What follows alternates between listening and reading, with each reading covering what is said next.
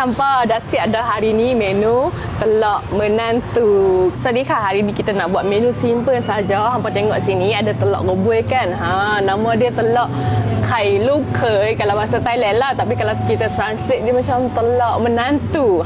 Jom kita tengok cara nak buat. Mula-mula telok ni hampa kena rebus dulu tau. Dah rebus kita mai goreng. Apa goreng telok dia jadi warna macam ni. Lepas tu dah okey dah. Set lah. Jom kita nak buat sos dia. Kena ada ni asam jawa. Lepas tu tuang air asam jawa ni dalam periuk. Biji ni kita tak pakai tau. Gula Thai. Ni kicap sotong. 1 sendok.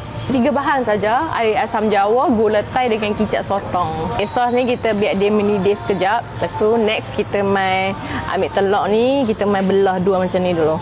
Ini kai menjem aku tu. Telok ni kami rebus separuh masa. Tengok. Nampak tak cantik tapi dia memang sedap. Kalau hampa sukanya rebus masak-masak tu, rebus lama sikit. Tak masak sangat. Tapi dia memang sedap. Tapi dia tengok dia macam tak cantik bila kita potong. Bagi dia mendidih sekejap supaya bagi kuah dia, sos dia melikat macam ni. Okey, tutup api. Siap. Senang je menu hari ni. Tuang sos ni atas telok. Macam ni. Tu dia. Siap dah telok menantu. Lepas tu kita tabak dengan pakcik. Cili kering macam ni. Letak macam ni. Buat makan telok tu gigit dengan cili tu memang padu lah. Lepas tu ni bawang goreng. Tabak juga. Duh, nakin mak le. Bawang goreng ni kalau nak order boleh tekan kat beg kuning.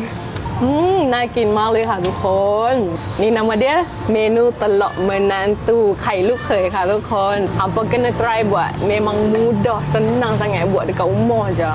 Selamat mencuba. Jom kita nak rasa dulu dia telok tu. ไข่เยิ้มๆเลยค่ะ Bismillahirrahmanirrahim. dia punya sos dia manis-manis masam. อร่อยมากเลยค่ะทุกคน Cili kering niอร่อย makan lagi satu. Lagi satu.